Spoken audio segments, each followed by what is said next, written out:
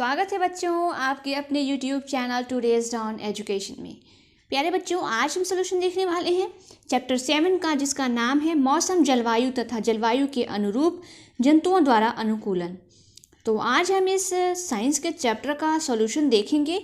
और इस वीडियो में आगे बढ़ने से पहले मैं आपको बता दूं, अगर आपने इससे पहले के वीडियोस को नहीं देखा है तो आप चैनल की प्लेलिस्ट में जाकर के उन सारी वीडियोस को देख सकते हैं। और इस वीडियो के डिस्क्रिप्शन बॉक्स में भी उन सारी वीडियोस का लिंक दिया गया है, वहाँ से भी आप उन सारी वीडियोस को वॉच कर सकते हैं। तो चलिए बिना देर के हम इस वीडियो को शुरू करते हैं। और वीडियो पसंद आए तो वीडियो को लाइक करें और वीडियो को अधिक से अधिक शेयर करें। और चैनल को अभी तक सब्सक्राइब नहीं किया है तो जल्दी से चैनल को सब्सक्राइब कर दें, क्योंकि हम लाते हैं आपके लिए ऐसी सॉल्यूशन वाली वीडियोस। बढ़ते हैं क्वेश्चन की तरफ। पहला क्वेश्चन आपकी स्क्रीन पे आ चुका है। उन घटकों के नाम बताइए जो किसी स्थान के मौसम को निर्धारित करते हैं। आंसर है तापमान, आर्द्रता और वर्षा किसी स्थान के मौसम का निर्धारण करते हैं। नेक्स्ट है, दिन में किस समय ताप के अधिकतम और न्यूनतम होने की संभावना होती है। तो आंसर है दिन का अधिकतम तापमान सामान्यतः अपराह्न यानी दोपहर के बाद तथा न्यूनतम तापमान जो है प्रातः यानी भोर में होता है। यानी सुबह के समय न्यूनतम तापमान होता है और दोपहर के समय अधिकतम तापमान होता है। नेक्स्ट है, रिक्त स्थानों की पूर्ति कीजिए। दीर्घ अवधि के मौसम का औसत जलवायु कहलाता है। यहाँ पर मैंने आंसर को हाईलाइट करके रखा है, जिससे आप समझ सकते हैं कि यही आंसर यहाँ पे फिल किया गया है। नेक्स्ट है, किसी स्थान पर बहुत कम वर्षा होती है और उस स्थान का तापमान वर्ष भर उच्च रहता है, उस स्थान की जलवायु गर्म और शुष्क होगी। नेक्स्ट है, चरम जलवायु परिस्थितियों वाले पृथ्वी के दो क्षेत्र ध्रुव और रेगिस्तान हैं। नेक्स्ट है, निम्नलिखित क्षेत्रों की जलवायु का प्रकार बताइए। तो कौन से क्षेत्र दिए हुए हैं?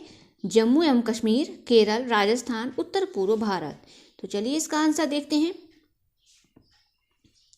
जम्मू एवं कश्मीर ठंडा और आर्द्र, केरल गर्म और आर्द्र, राजस्थान गर्म और शुष्क, उत्तर पूर्व भारत गर्म और आर्द्र। नेक्स्ट है, मौसम और जलवायु में से किस में तेजी से परिवर्तन होता है। तो इसका आंसर होगा मौसम में तेजी से परिवर्तन होता है।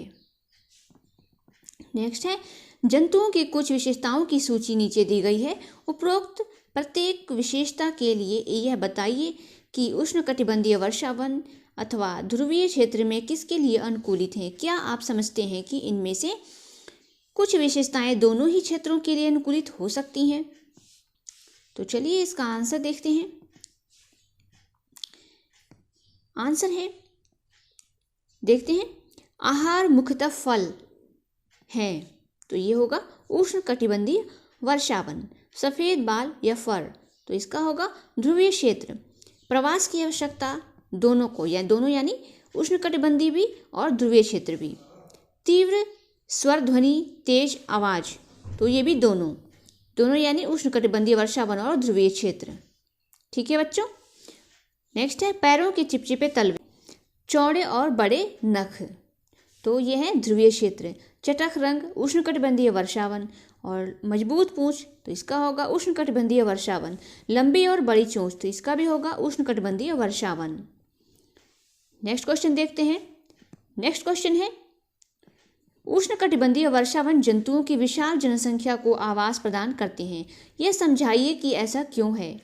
आंसर है इसका, उष्णकटिबंधीय वर्षावन जंतुओं की विशाल जनसंख्या को आवास प्रदान करते हैं क्योंकि इन क्षेत्रों की जलवायु सामान्यतः गर्म और प्रचुर मात्रा में वर्षा वाली होती है। नेक्स्ट क्वेश्चन है क्वेश्चन नंबर 8। उदाहरण सहित समझाइए कि किसी विशेष जलवायु परिस्थिति में कुछ विशिष्ट जंतु ही जीवन यापन करते क्यों पाए जाते हैं।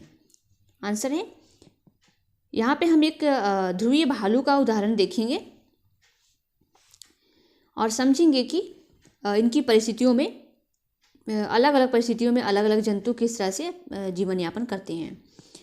तो विशेष जलवायु परिस्थिति में कुछ विशेष जंतु ही जीवन यापन करते पाए जाते हैं। ध्रुवीय भालू के पूरे शरीर पर सफ़ेद बाल होते हैं, जिससे वे बर्फ के सफ़ेद पृष्ठभूमि में सरलता से दिखाई नहीं देते। इससे उन्हें अपने शत्रुओं से बचाव में और अपने शिकार को पकड़ने में मदद मिलती है। इन्हें चरम शीत से बचाने के लिए इनमें बालों की दो मोटी परतें होती हैं। इनकी त्वचा के नीचे वसा की एक परत होती है।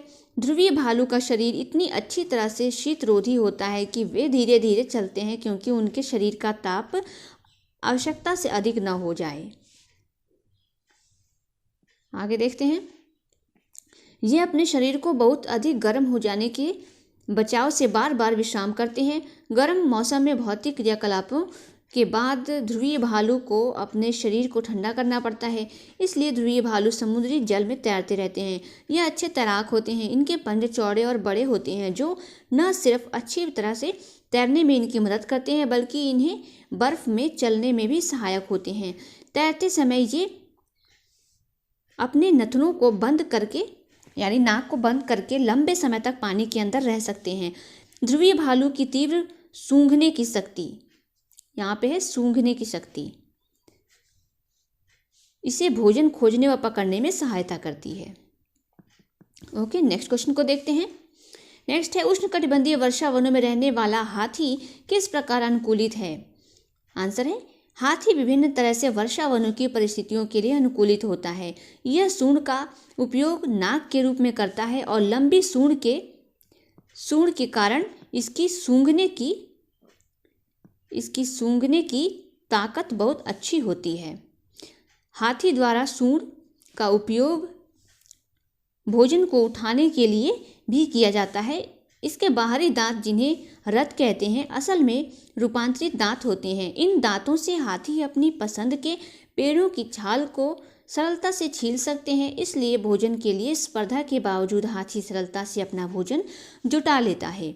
हाथी के लंबे बड़े कान बहुत हल्की ध्वनि को भी सुनने में सहायक होते हैं। वर्षा वनों की गर्म और आर्द्र जलवायु में हाथी को ठंडा रखने में भी उसके कान सहायक होते हैं। नेक्स्ट क्वेश्चन है, निम्नलिखित प्रश्नों में सही विकल्प चुनिए। क्वेश्चन है, कोई मांसाहारी जंतु जिनके शरीर पर धारियां होती हैं अपने शिकार को पकड़ते समय बहुत तेजी से भागता है। इसके पाए जाने की संभावना किसी, तो इसका आंसर होगा ऑप्शन नंबर घ, उष्णकटिबंधीय वर्षावन। तो इसकी संभावना होती है उष्णकटिबंधीय वर्षावन में ये पाए जाते हैं। नेक्स्ट क्वेश्चन है, ध्रुवीय भालू को अत्यधिक ठंडी जलवायु में रहने के लिए कौन सी विशेषताएं अनुकूलित करती हैं? तो इसका राइट आंसर होगा ऑप्शन नंबर क, श्वेत बाल यानी सफ़ेद बाल, फर, त्वचा के नीचे वसा, तीव्र सूंघने की क्षमता। नेक्स्ट क्वेश्चन है, निम्न में से कौन सा विकल्प उष्णकटिबंधीय का सर्वश्रेष्ठ यानी सबसे अच्छा वर्णन करता है? तो इसका राइट आंसर होगा ऑप्शन नंबर क, गर्म और आर्द्र। गर्म और आर्द्र। तो यहाँ पे मैंने कुछ एक्स्ट्रा क्वेश्चन आंसर भी इंक्लूड किया है आपके लिए, जो आपके एग्जाम के पॉइंट ऑफ व्यू से बहुत ही इंपॉर्टेंट है। तो चलिए इसको फटाफट देख लेते हैं। भारत में मौसम की रिपोर्ट कौन सा विभाग तैयार करता है? तो इसका आंसर होगा भारत में मौसम की रिपोर्ट भारतीय मौसम विभाग तैयार करता है। नेक्स्ट है, वर्षा को किस यंत्र से मापा जाता है? तो इसका आंसर होगा वर्षा को वर्षा मापी यंत्र से मापा जाता है। नेक्स्ट क्वेश्चन है, मौसम के किन्हीं दो घटकों के नाम लिखें? तो इसका आंसर है तापमान और आर्द्रता। नेक्स्ट है, मौसम में सभी परिवर्तनों का मूल स्रोत कौन है? आंसर है, मौसम में सभी परिवर्तनों का मूल स्रोत सूर्य है। नेक्स्ट है, क्या सूर्योदय और सूर्यास्त का समय सदैव एक सा रहता है?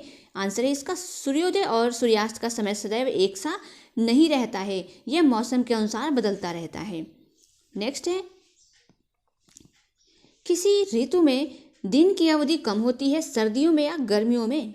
तो इसका आंसर है, किस ऋतु में दिन की अवधि कम होती है? तो इसका आंसर होगा सर्दियों में दिन की अवधि गर्मियों की अपेक्षा कम होती है। नेक्स्ट है, पृथ्वी पर ऊर्जा का प्राथमिक स्रोत क्या है? तो इसका आंसर है, पृथ्वी पर ऊर्जा का प्राथमिक स्रोत सूर्य है। नेक्स्ट है,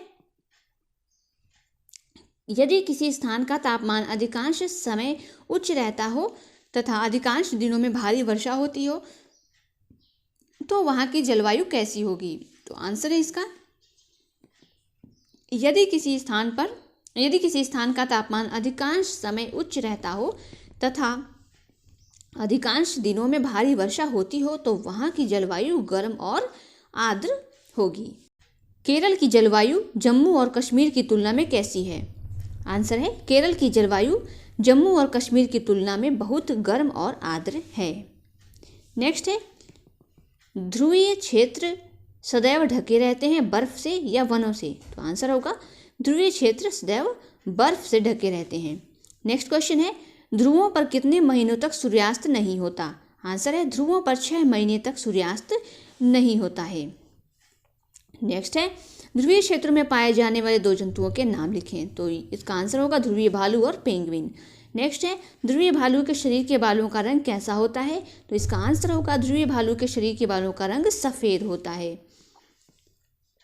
नेक्स्ट क्वेश्चन है, ध्रुवीय भालू को सर्दी से बचाने के लिए इसके शरीर पर बालों की कितनी मोटी परतें होती हैं? तो इसका आंसर होगा, ध्रुवीय भालू को सर्दी से बचाने के लिए इसके शरीर पर 2 बालों की मोटी परतें होती हैं, यानी बालों की 2 मोटी परतें होती हैं। ओके। नेक्स्ट है, क्या ध्रुवीय भालू समुद्री जल में तैर सकते हैं? तो इस आंसर होगा, हाँ, ध्रुवीय भालू समुद्री जल में तैर सकते हैं।